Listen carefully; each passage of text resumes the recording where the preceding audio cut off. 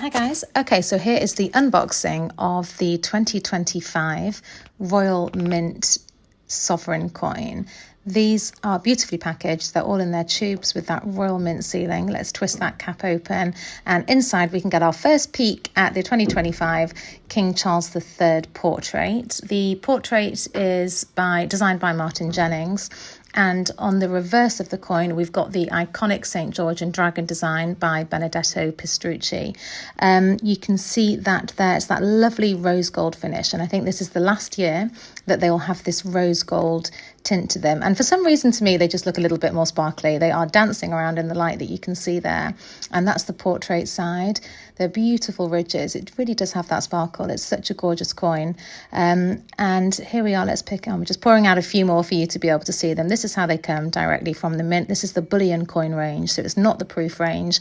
We're not using gloves. I know that's been mentioned in a few comments, because these coins are designed to be handled. They're tactile. They are beautiful.